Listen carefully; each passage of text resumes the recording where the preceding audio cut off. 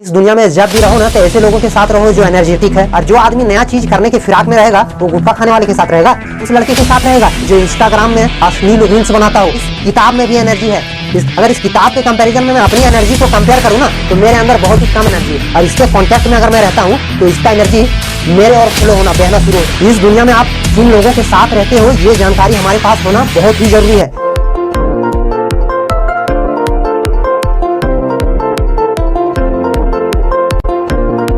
जो भी मैथमेटिशियन इस तरह की फार्मूला को फार्मुलेट किया, यानी इस तरह की फार्मूला को एवेल्यूट किया, कहीं ना कहीं इसी दुनिया में डूबा हुआ रहता है। एक चीज हमेशा याद रखना, इस संसार में जो शक्ति है या एनर्जी है ये आदान प्रदान होता है। आदान प्रदान कहने का मतलब अगर तुम्हारे अंदर ज्यादा एनर्जी है और मेरे अंदर कम है और मैं तुम्हारे कांटेक्ट में रहता हूं तो तुम्हारी एनर्जी बहना शुरू हो जाएगा किधर की ओर, जिधर एनर्जी कम है। यहाँ पर देखो, आप इस दुनिया में जब भी रहो ना तो ऐसे लोगों के साथ रहो जो एनर्जेटिक है, जो हमेशा इस धुन में रहता है कि कुछ नया करें। और जो आदमी नया चीज करने के फिराक में रहेगा वो गुटखा खाने वाले के साथ रहेगा। माथे में अगर ये धुन सवार हो गया कि हमको भैया कुछ नया चीज करना, वो आदमी उस लड़के के साथ रहेगा जो इंस्टाग्राम में अश्लील रील्स बनाता हो, जो इंस्टाग्राम में बेकार की भद्दे कमेंट करता हो। अब ये मैथमेटिशियन जो इस तरह के फार्मूले को फार्मुलेट किया भैया, वो कहीं ना कहीं किताबों के दुनिया में डूबा हुआ था। और इस किताब में भी एनर्जी है, इस किताब में भी एनर्जी है, शक्ति है। अगर इस किताब के कंपैरिजन में मैं अपनी एनर्जी को कंपेयर करूं ना तो मेरे अंदर बहुत ही कम एनर्जी है, और इसके कांटेक्ट में अगर मैं रहता हूं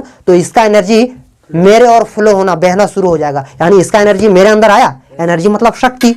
इससे पहले हमने विवेकानंद के बारे में बोला था कि भैया रात भर में ही सारी किताबें पढ़ता है, उसके पास अद्भुत शक्तियां था। वो शक्ति कहां से आया रे? माँ के पेट से आया था। वो भी हम जैसा साधारण मनुष्य तो था। इस दुनिया में आप किन लोगों के साथ रहते हो ये जानकारी हमारे पास होना बहुत ही जरूरी है। ऐसा नहीं कि हम कहीं ऐसे लोगों के साथ रहते हैं जो पहले ही से अधमरा हो, जिसके पास कोई बेहतरीन चीज है ही नहीं जो हमें दे सके या एनर्जी के रूप में उधर से हमारे और बह के आ सके। हम लोगों को यह परख करना चाहिए कि हम जिसके साथ रहते हैं वो आदमी हमसे ज्यादा एनर्जेटिक होना चाहिए, उसके अंदर स्किल हमारे से ज्यादा होना चाहिए, उसके पास हुनर हमारे से भी ज्यादा बड़ा होना चाहिए, ज्यादा अच्छा होना चाहिए। तब उसके कांटेक्ट में अगर आप 3 साल 4 साल 5 साल रहोगे तो आप भी कहीं ना कहीं उसी तरह बन जाओगे। सिर्फ साथ में रहने से इन सब चीजों को करने के लिए आपको किताबों की तरफ ही आपकी डेडिकेशन होना चाहिए। आपका संपूर्ण एनर्जी किधर लगाना है? किताब की ओर लगाना है, तब आप कर पाओगे ये सब चीजें। कोई जरूरी नहीं है कि सर हम बहुत बेहतरीन तरीके से पढ़ेंगे तो हम सरकारी नौकरी पा लेंगे। आप किताबों को बहुत अच्छा से पढ़ते हो ना, तो ये किताबें अगर आपको सरकारी नौकरी नहीं देगा तो भैया कुछ ना कुछ ऐसा बेहतरीन चीज देगा ही जो तुम समाज में अव्वल ही रहोगे, तुम्हारा ओहदा बाकी से ऊंचा ही रहेगा। अब सोचोगे कि हम खाली यहाँ पर आए, ट्यूशन में किताब खोलें और स्कूल में किताब खोलें और हम सोचेंगे कि हम पाइथागोरस बन जाएं, या हम सोचेंगे यूक्लिड बन जाएं, या हम सोचेंगे कि सर इजाक न्यूटन बन जाएं, तो कभी नहीं हो पाएगा। आदमी यहाँ रगड़ रगड़ के पढ़ रहा है, तब जहाँ के सरकारी नौकरी, गैंगमैन में जो रेलवे के ट्रैक में जो लैटरिंग कर देता है ना, तो उसको साफ करने के लिए वो नौकरी मिल पाता है। आयत का क्षेत्रफल क्या होता है? लंबाई गुने चौड़ाई। अब ध्यान देना थोड़ा सा, आयत का क्षेत्रफल, तो आयत का क्षेत्रफल होता है लंबाई गुना चौड़ाई, लेंथ इनटू ब्रेथ। दिख रहा है ना साफ? अब देखो यहाँ पर ये लंबाई है और ये हमारा चौड़ाई है। अब इसको अगर हम गोलिया देंगे तो समझना, ये हाइट ये वाला बन जाएगा, तो ये ही चीज ये ऐसे गोल हो गया, ऐसे गोल हो गया ना, समझ आ रहा है? तो ये गोल जो हो गया ये बन गया वृत्त, और वृत्त का हमारा परिधि होता है। वृत्त का दिख रहा है कैमरा में है? वृत्त का परिधि क्या होता है कि किसी भी गोलाकार बाउंड्री का टोटल लंबाई, अगर जैसे मान लो कोई खेत है, वो खेत एकदम गोलाकार है ऐसे, तो ये बाउंड्री का जो टोटल लंबाई है वही हमारा परिधि कहलाता है। और वही अगर मान लो किसी पॉलीगॉन का फिगर ले लो, यानी आयत ले लो, वर्ग ले लो, तो वही बाउंड्री का लंबाई यहाँ पर परिमाप कहलाता है। क्या कहलाता है? परिमाप। समझ में आ रहा है? मतलब गोल वाला को परिधि है, परिमाप ही, लेकिन गोल वाला में उसका नाम परिधि हो गया। और यही अगर पॉलीगॉन रहे तब क्या कहेंगे उसको? परिमाप। समझे? तो वृत्त का परिधि जो है उसका परिधि बराबर फार्मूला होता है 2 पाई आर। 2 पाई आर, यहाँ पर ध्यान देना, 2 पाई आर, यानी कि ये पूरा लंबाई, और यही लंबाई तो है जो गोल होके ऐसे सर्किल का फॉर्म ले लिया। समझ में आ रहा है? अगर इसको मैं गोल कर दूंगा, ये जैसे ये लंबाई है पूरा, ये मान लो अगर ये हमारा 4 सेंटीमीटर है और ये रस्सी है, और इस रस्सी को अगर मैं ऐसे गोल कर दूंगा तो ये रस्सी भी तो 4 सेंटीमीटर गोल के फॉर्म में ही तो उतना ही होगा, यानी कि सर्किल फॉर्म में ही 4 सेंटीमीटर होगा।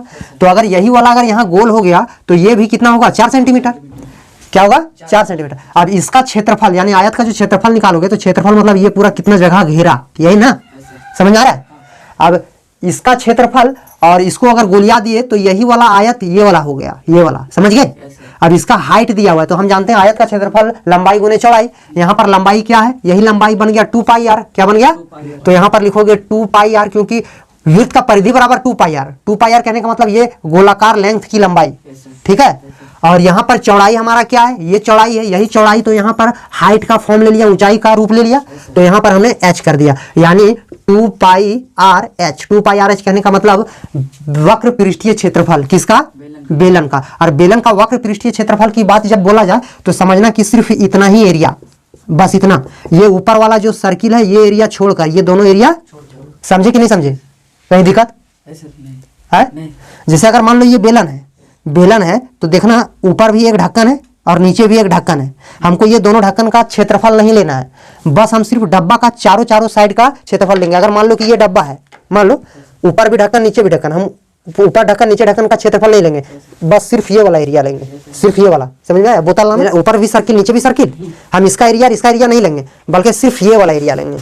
ये वाला एरिया क्या कहलाएगा, ये वक्र पृष्ठीय क्षेत्रफल, बेलन का वक्र पृष्ठीय क्षेत्रफल। समझ में आया कि नहीं समझ में आ रहा। अब यहाँ पर देखो कुल पृष्ठीय क्षेत्रफल कहने का मतलब आप जो वक्र पृष्ठीय क्षेत्रफल निकालोगे ये भी, और ऊपर में एक वृत्त बन रहा है, इस वृत्त का भी क्षेत्रफल, और नीचे जो वृत्त बन रहा है उस वृत्त का भी क्षेत्रफल, तब कहलाएगा बेलन का कुल पृष्ठीय क्षेत्रफल। अब हम पहले ही ज्ञात कर चुके हैं कि सर बेलन का जो वक्र पृष्ठीय क्षेत्रफल होता है वो होता है 2 पाई आर एच। अब ये कैसे निकला ये भी बता दिया हमने, जो लिखा है आयत का क्षेत्रफल बराबर बेलन का वक्र पृष्ठीय क्षेत्रफल, ये कैसे आया हमने बता दिया। 2 पाई आर एच कहने का मतलब ये वाला। अब ये वाला वृत्त का क्षेत्रफल अगर निकालेंगे तो वृत्त का क्षेत्रफल बराबर क्या होता है जानते हो, वृत्त का क्षेत्रफल बराबर होता है पाई आर स्क्वायर, पाई आर, तो यहाँ पर पाई आर स्क्वायर जोड़ दिया, यानी ऊपर वाला वृत्त का क्षेत्रफल, नीचे भी तो एगो पेंदी है, तो इस पेंदी का अगर क्षेत्रफल तो इसका भी पाई आर स्क्वायर, समझ आ रहा है।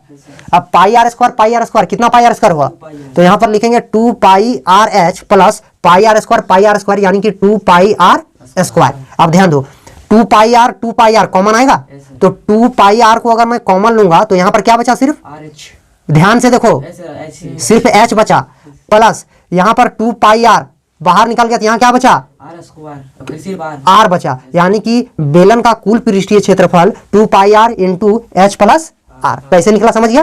कुल पृष्ठीय क्षेत्रफल कहने का मतलब ऊपर वाला सर्किल का भी एरिया और नीचे वाला सर्किल का भी एरिया और प्लस वक्र पृष्ठीय क्षेत्रफल भी, तब कहेंगे कुल पृष्ठीय क्षेत्रफल। अब परिधि क्या होता है, आपने पूछा था कि परिधि क्या होता है ना, परिधि ना। अब देखो यहाँ पर अभी आपको बताया कि जैसे अगर मान लो कि ये हमारा स्क्वायर है और इस स्क्वायर का चारों बाउंड्री को अगर मापेंगे, हम जानते हैं स्क्वायर का चारों बाउंड्री अगर आप मापोगे तो सेम लेंथ का होता है। अब चारों बाउंड्री कहेंगे कि मापना थोड़ा सा, ये खेत है और इस खेत के चारों तरफ पचरी लगा हुआ है ईंट का, पचरी समझते हो ना, है ना। अब इस पचरी का लेंथ तुमको निकालना है, तो लेंथ अगर निकालोगे तो कहोगे कि सर उत्तर में जो है वो 4 सेंटीमीटर और दक्षिण में है वो भी 4 सेंटीमीटर, भाई वर्ग का शेप में है तो सबका लेंथ सेम होगा। फिर कहोगे सर पूरब में भी 4 सेंटीमीटर और पश्चिम में भी 4 सेंटीमीटर, सबको ऐड करेंगे तो कितना आएगा 16 सेंटीमीटर, यानी कि ये टोटल बाउंड्री हमारा कहलाया परिमाप। क्या कहलाया, परिमाप। और यही अगर सर्किल रहता, क्या रहता, सर्किल, ये देखो सर्किल, तो ये सर्किल का कुछ लंबाई होगा। अगर मान लो कि ये रस्सी है, रस्सी ही को मैं ऐसे गोल कर दिया हूँ, क्या कर दिया हूँ, गोल, तो ये रस्सी का लंबाई अगर मान लो 16 सेंटीमीटर है तो ये पूरा गोलाकार टोटल मेजरमेंट ही हमारा 16 सेंटीमीटर ही यहाँ परिधि कहलाता है। क्या कहलाता है, परिधि। समझा। अब क्वेश्चन बता।